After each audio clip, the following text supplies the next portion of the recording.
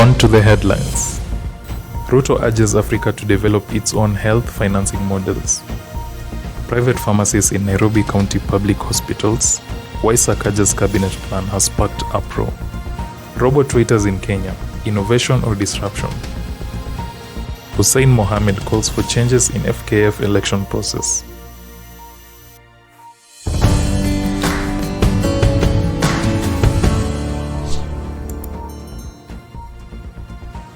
Hello and welcome to Traceability TV News, your source for the latest update on global traceability and safety concerns.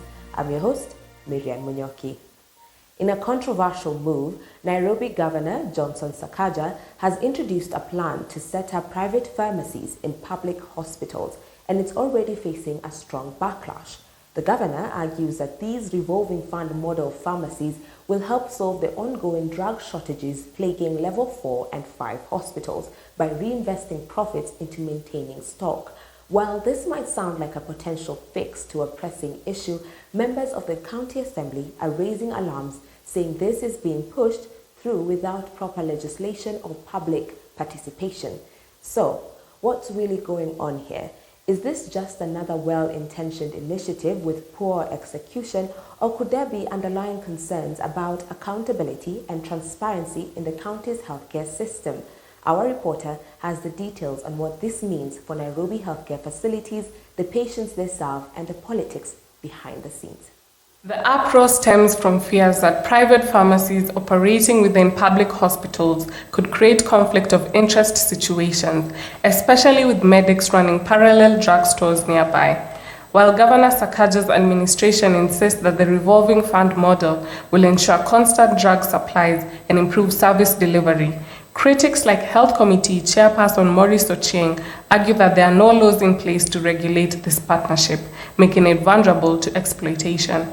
Additionally, Ochieng points out that the rushed manner in which this decision was made without public participation raises serious concerns about transparency. Remember, Nairobi County still owes over 243 million Kenya shillings to the Kenya Medical Supplies Agency, and the involvement of private pharmacies could muddy this already complex waters. Could we be looking at a system where profits outweigh public good?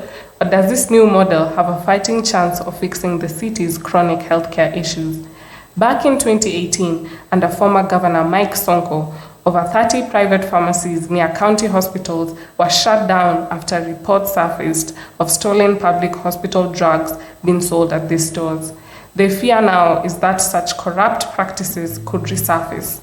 With the MCS calling for clear legislation, it remains to be seen how Sakaja's administration will navigate this delicate situation while addressing Nairobi's drug shortages. Jade Smith, Traceability TV. Safaricom and its partners have won a 104 billion Kenya shilling contract to transform Kenya's public health sector through a massive digital overhaul. This is one of the largest healthcare IT deals in the country's history, promising to bring modern technology to every public hospital, from electronic patient records to AI-powered clinical decisions. Safaricom, along with Aperio and Convergence, is promising a new era for Kenya's healthcare system, with digital health tools becoming the norm across the country. But the question is, will this ambitious project finally bring the efficiency Kenyans need, or could it fall into the same traps that have plagued other large-scale initiatives? And what safeguards are in place to ensure transparency and accountability in this billion-shilling deal? Could partnerships with traceability organizations like GS1 offer an additional layer of security and efficiency? Our reporter digs deeper into what this partnership really means for the future of the healthcare system in Kenya. Safaricom's win is seen as a significant milestone in Kenya's healthcare journey, but it comes with lofty expectations. The consortium's task is enormous, delivering 70,000 tablets and 55,000 laptops to healthcare workers, setting up cloud-based systems to unify patient records, and integrating AI tools to assist in clinical decisions. If all goes well, the system could eliminate paperwork, improve data sharing between hospitals, and streamline the treatment process. However, large-scale IT projects have a history of hitting roadblocks, and the pressure is on Safaricom and its partners to avoid the pitfalls of previous attempts at digital transformation in the public sector. One key consideration is whether Safaricom could strengthen this project by collaborating with GS1, a global leader in supply chain traceability. By adopting GS1 standards, Safaricom could enhance the tracking of medical supplies, pharmaceuticals, and patient data across the healthcare system, ensuring traceability and reducing inefficiencies such as stockouts and expired medications.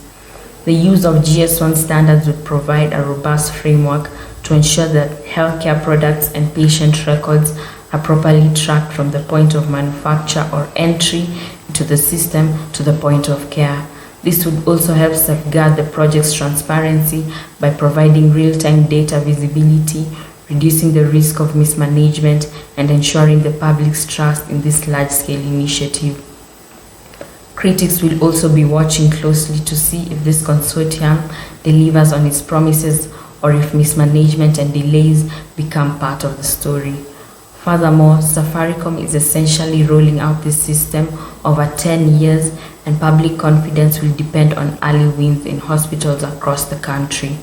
Could a partnership with GS1 be the key to overcoming the cycle of failed healthcare digitization projects, or are we looking at another expensive, drawn-out process with mixed results? Janet Zalani, Traceability TV. In Kenya, the introduction of robot waiters is sparking excitement and concerns in the hospitality industry. These robots, named Claire, R24, and Nadia, are designed to enhance customer experience and draw attention to cafes. However, their presence raises concerns about the future of human labor in this sector. Are these robots simply a fun novelty, or do they signal a shift towards automation that could threaten jobs? As we explore this trend, we also consider the balance between technological advancement and the irreplaceable human touch that many diners still prefer. In a cafe in Nairobi, robot waiters named Claire, R24, and Nadia are drawing crowds. The cafe owner, Mohamed Abbas, was inspired by robot waiters he saw abroad and decided to bring them to Kenya. Despite their high cost, the robots have made the cafe a popular spot for curious customers. These robots can say simple phrases like, "Your order is ready," but don't interact much beyond that. They are controlled by human waiters using an iPad. According to the cafe manager, John Kariuki, while the robots are fun addiction, they can't replace human staff. They are too expensive and are not capable of handling all tasks, he said. The use of robots in cafe raises questions about their impact on jobs, especially in Africa with its young population. Expert Edith Ojwang believes robots and human workers can coexist. Different customers prefer different types of service. Robots offers efficiency while human provides a personal touch, she noted. The integration of robots in their workforce will likely continue, but their role in replacing human jobs is still debated. Evans Lucy, Traceability TV. We're now taking a commercial break. Stay tuned for more news updates after the break. Welcome to Traceability TV, your ultimate destination for all things traceability. We're the global platform that brings you the latest in traceability news, interviews, and live event coverage. From in-depth news updates to exclusive interviews, Traceability TV keeps you informed on the practices that are transforming industries worldwide. Our mission is simple: empowering organizations to achieve transparency, accountability, and sustainability throughout their supply chains. Our vision: a world where every product's journey is visible, ethical, and sustainable. At Traceability TV, we offer unparalleled opportunities for brand visibility. Feature your company, highlight your traceability solutions, and showcase your commitment to GS1 standards. Leverage our expertise to create high-quality advertisement videos that resonate with your audience, a sponsored segment to position your brand as a leader in the traceability space. You can support us by partnering on special projects. Your contributions help us deliver more in-depth analyses and expand our global coverage. Traceability TV is more than just a channel, it's a movement. Join us in building a future where every product's journey is visible and trusted. Traceability TV. We trace it, you trust it.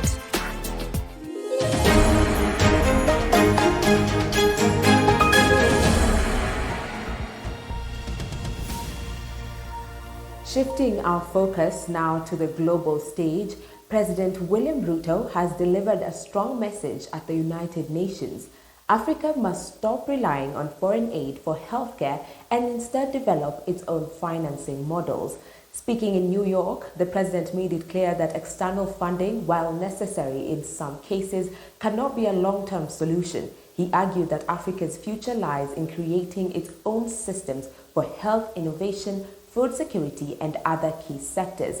But can Africa really build these systems independently?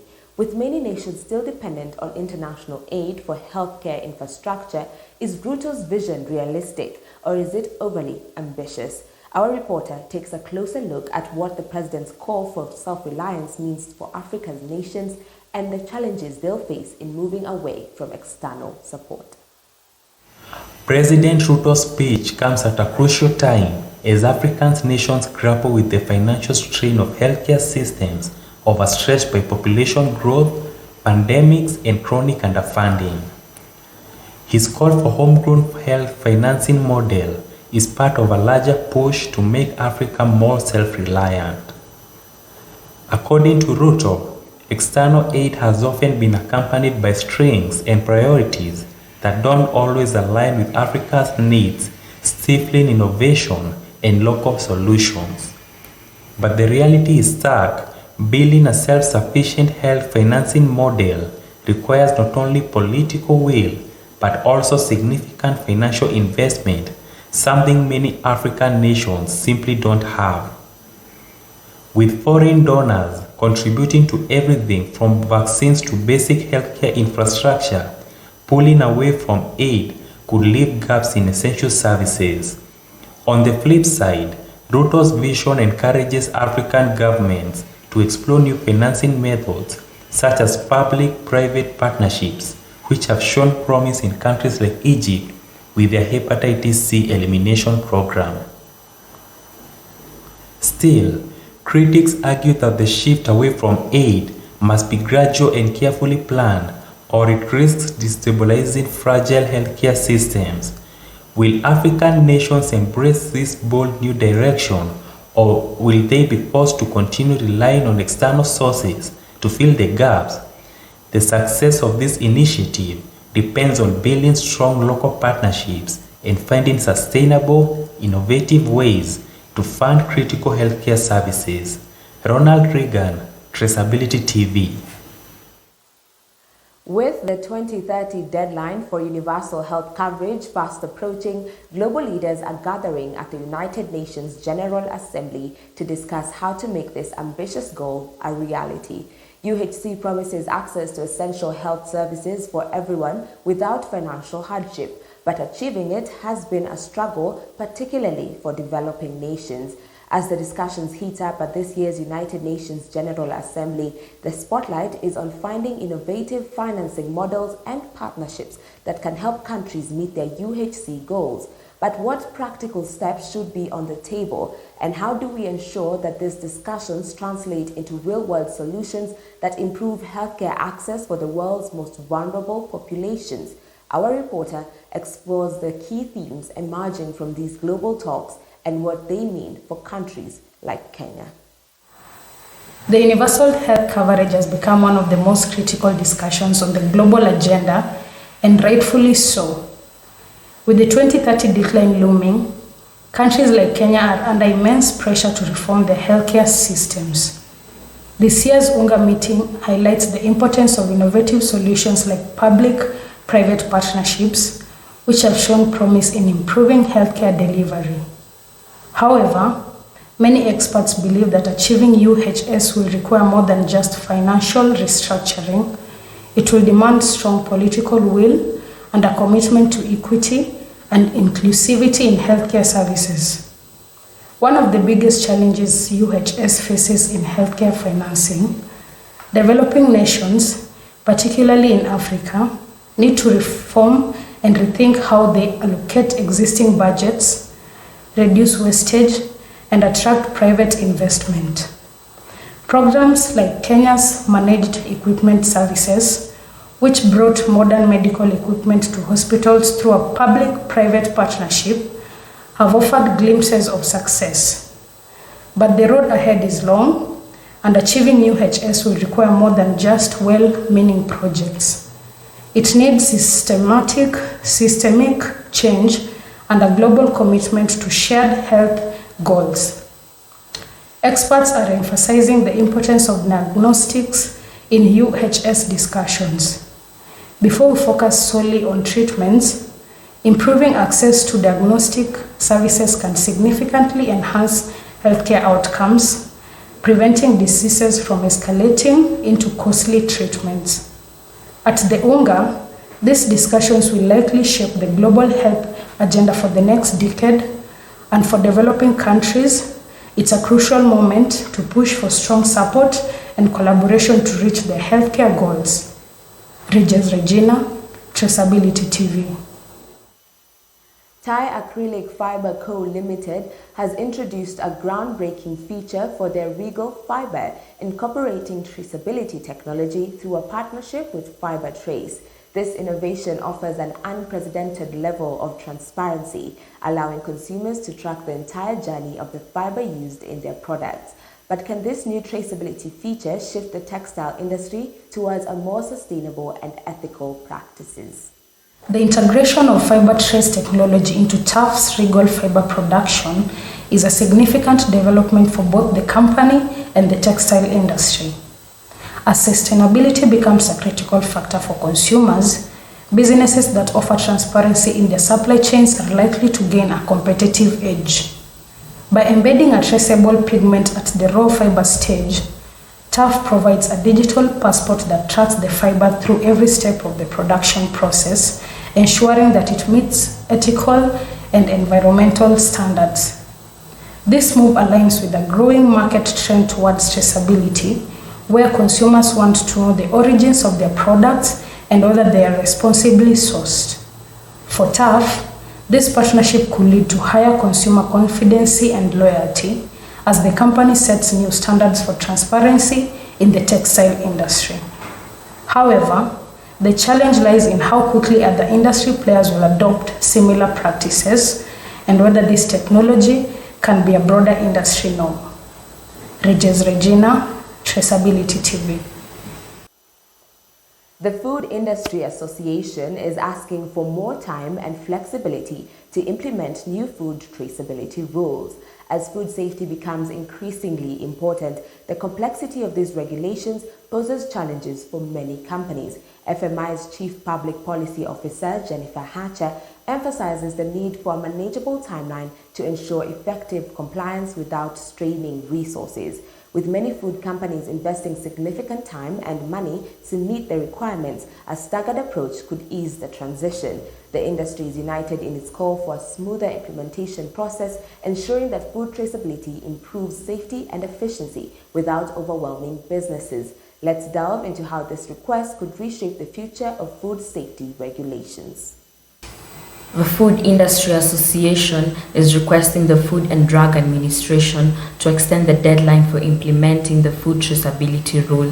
FMI's Chief Public Policy Officer, Jennifer Hatcher, says the rule is complex and might be hard for many companies to follow by the current deadline of January 20th, 2026. A recent report suggests a staggered approach, starting with suppliers to make the process easier. Hatcher argues that more time and flexibility are needed to avoid high costs and ensure effective compliance. We want to make sure the time and resources spent are used wisely to improve traceability, she said. FMI is working with its members to develop guides and tools to meet the new requirements. They hope the FDA will consider these suggestions and provide a more flexible approach to help companies comply. Janet Zalani, Traceability TV. QuickLock has entered into a partnership with Trustwell, aiming to improve transparency and traceability in the food supply chain. This collaboration introduces a system that enhances food safety and helps companies comply with complex regulations. The combined use of QuickLock's closure labels and Trustwell's Food LogEQ software offers food manufacturers, distributors, and retailers an effective way to track products and build consumer trust. But how far-reaching will this partnership be in improving traceability? The partnership between QuickLock and Trustwell marks a strategic move to address growing concerns over food safety and compliance. By leveraging QuickLock's closure labels with Trustwell traceability software, business will gain better insights into their supply chains, helping them prevent costly recalls and ensuring they comply with food safety standards like FSMA and Sunrise 2027. The real strength of this partnership lies in its ability to offer business a streamlined solution for tracking products from production to the consumer. The added transparency can help restore consumers' confidence, especially in a time where food recalls and safety issues can severely damage a brand's reputation. The potential for branding and marketing growth through this technology is another key factor that may draw business towards this new solution. As companies face increasing pressure to demonstrate supply chain transparency, this partnership seems well-timed to address these needs. Evans Lucy, Traceability TV. The Solar Energy Industries Association has proposed a new standard for tracing solar supply chains to meet U.S. customs and border protection requirements. This initiative comes at a crucial time as the solar industry grapples with ethical concerns, particularly regarding forced labor in supply chains. By implementing a clear traceability framework, SEIA aims to enhance transparency and ensure that solar products are ethically sourced. The draft standard outlines how companies can track materials from their origins to finished products, reflecting a commitment to responsible business practices. As this standard undergoes public opinion, the solar industry is poised to take a significant step towards accountability and sustainability. The Solar Energy Industries Association has introduced a draft standard to improve traceability in the solar industry. This new standard aims to help companies track the origin of materials and ensure they are not using forced labor.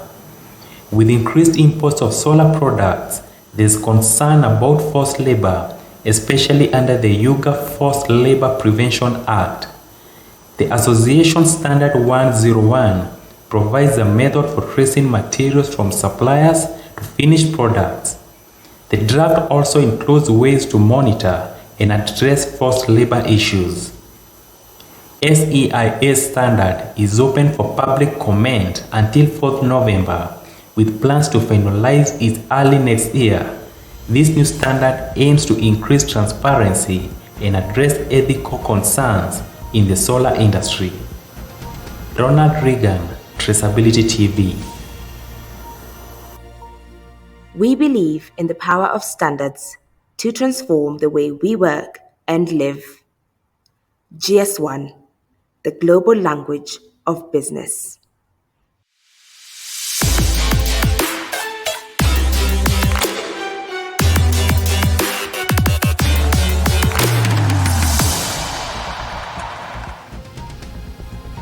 Welcome to Visibility Sports News. I'm your host, Regan Getao.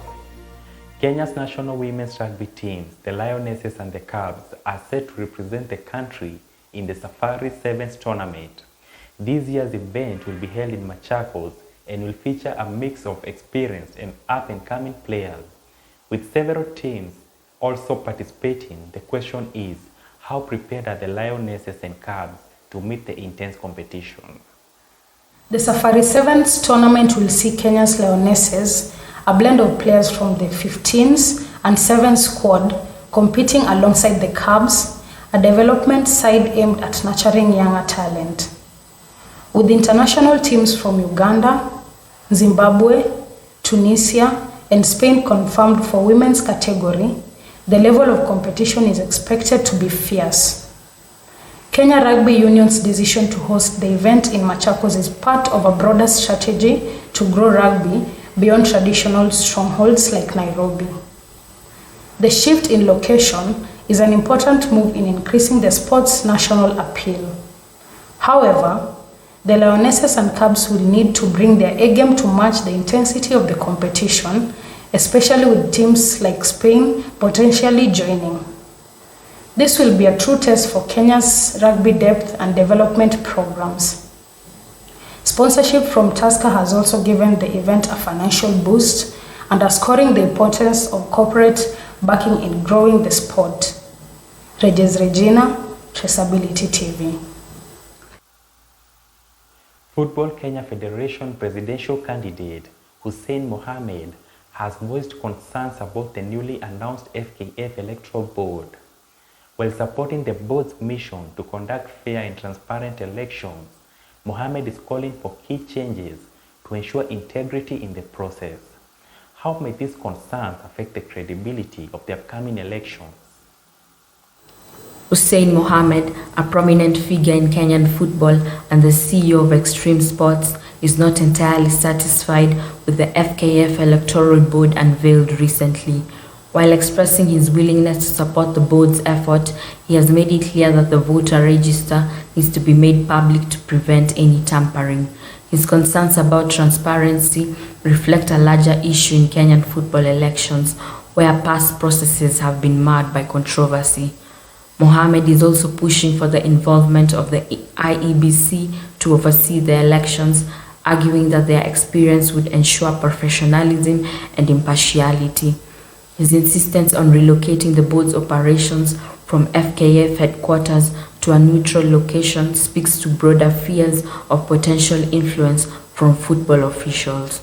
These demands for transparency and fairness could set the tone for the election process and could play a significant role in shaping the future of football governance in Kenya. Janet Zalani, Traceability TV.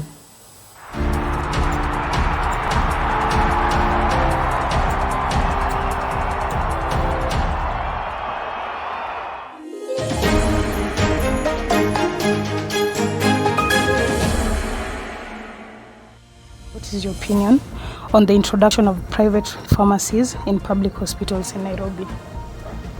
My opinion is that it's good. At least the drugs will be available to the community.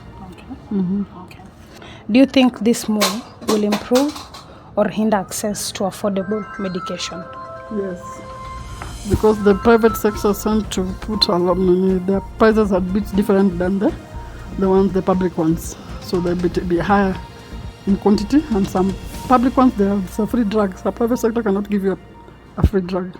Yes. Okay. How do you foresee this affecting the relationship between the public and the private healthcare sector or services? It will affect in form that people will tend now to go to the private hospital because they've seen that the private have come to the public. So they will say, okay, even if I go to the private, it's the same, but going to the public. Okay. They'll be at equal level. Okay. Yes. So what challenges do you think private pharmacies might face operating within the public hospitals? Acceptance. People might take time to accept them. So do you believe this plan could lead to better quality services in public hospitals? Yes. Okay. Yes, it will be. Okay. So how might this change affect smaller independent pharmacies in Nairobi? I don't think so. There will be a change. There will be similar. They will be just having similar things. But I don't find whether it's in the outside, the private sector or the public, they'll be the same. It will not affect anything. So, in your opinion, will this increase competition in the pharmacy sector, and if so, how?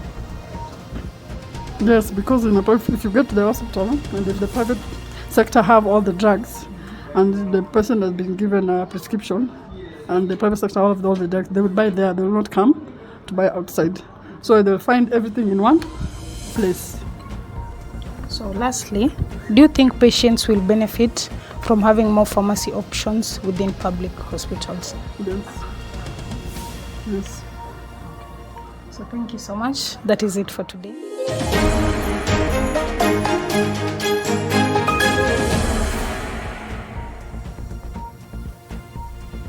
And that wraps up our news coverage for the day. Stay tuned for our upcoming documentary on how livestock traceability can play a pivotal role in curbing banditry in Kenya.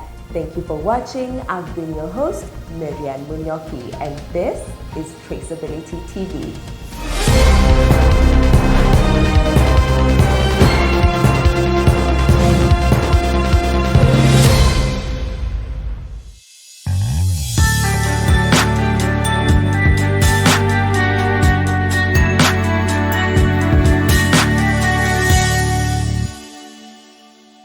In the arid and semi-arid lands of northern Kenya, livestock is more than just an economic asset. It's a way of life. For pastoralist communities, cattle, sheep, and goats represent not only wealth but also social status, cultural identity, and a critical means of survival. But this vital resource has become the spark of a deadly conflict. Banditry, cattle rustling, and violent raids have long plagued the region, with pastoralists, local security forces, and even civilians caught in the crossfire. As Kenya grapples with these deep-rooted challenges, one question arises: could livestock traceability hold the key to restoring peace? The potential of this technology goes far beyond simple tracking. By embedding traceability into livestock farming, we may not only be securing the future of the industry, but also creating a pathway to resolve long-standing conflicts that have ravaged communities for decades. Imagine a system where each animal is assigned a digital identity at birth. Through electronic tagging, radio frequency identification chips, or GPS-enabled collars, livestock can be traced across borders, from grazing fields to markets. Their movements, health status, and ownership can be tracked and updated in real time, creating a transparent, verifiable chain of custody for every head of cattle. But how does this translate into conflict resolution? At the heart of cattle rustling is the anonymity of stolen livestock. Once cattle are taken, they are often driven across vast distances, mixed with other herds, and sold in distant markets where their origins cannot be easily verified. This creates a thriving black market for stolen livestock and fuels the violence that pastoralists endure. However, with traceability, stolen cattle would become much harder to sell. Digital records would allow law enforcement and community leaders to identify stolen animals, track their locations, and apprehend the thieves. This could significantly reduce the profitability of cattle rustling and act as a deterrent for would-be bandits. The political dimensions of livestock theft are undeniable. Banditry is not only an economic crime, but also a tool used to stir ethnic tensions and disrupt local governance. Political leaders in pastoralist regions face immense pressure to deliver security and stability, yet progress has been slow. The Kenyan government has implemented various peace initiatives over the years, but the lack of accountability and the fluid nature of livestock movements have hindered lasting solutions. But this is not just a Kenyan issue. In countries like Botswana and Namibia, livestock traceability has been used to promote peace and security, reduce theft, and enhance the value of livestock in the market. These countries have shown that with political will and international collaboration, the technology can work, even in challenging environments. Kenya now stands at a similar crossroads, with an opportunity to take bold steps towards a more peaceful future. Organizations like GS1, the International Livestock Research Institute, and the Food and Agriculture Organization are already leading the way in designing and implementing traceability systems for agriculture and livestock worldwide. By partnering with these global experts, the Kenyan government could build a system tailored to the country's unique needs. This would include robust databases, secure digital platforms, and real-time data sharing among government agencies, local authorities, and law enforcement. But the benefits don't stop there. Traceability also has the potential to enhance livestock health management and boost Kenya's agricultural economy. By recording health data and monitoring animal movements, traceability can help control the spread of diseases, improve food safety, and provide critical data to policymakers. This, in turn, could strengthen Kenya's ability to access international markets, where traceable livestock products are often in high demand. For pastoralists, the system would not only bring security, but also create new economic opportunities. With the ability to prove the provenance of their livestock, pastoralists could command higher prices at the market and build a reputation for high-quality, disease-free animals. This would help lift entire communities out of poverty and reduce the economic incentives for banditry and theft. But, for all its potential, implementing a livestock traceability system will not be easy. Challenges such as infrastructure development, internet connectivity in remote areas, and the cost of tagging every animal must be addressed. That's why partnerships between the government, the private sector, and international organizations will be crucial. GS1's expertise in developing traceability solutions could be invaluable in navigating these challenges, providing Kenya with a scalable and sustainable system that can adapt to the realities on the ground. Ultimately, traceability offers a unique opportunity to change the narrative for Kenyan pastoralist communities. By combining technology with peace-building efforts, it has the potential to reduce banditry, enhance security, and bring hope to regions long forgotten by development. Could this be the solution Kenya has been waiting for? As the country looks to modernize its livestock industry, the answer may lie in the power of traceability. Kenya's pastoralists deserve more than just security. They deserve peace. And through livestock traceability, they just might find it.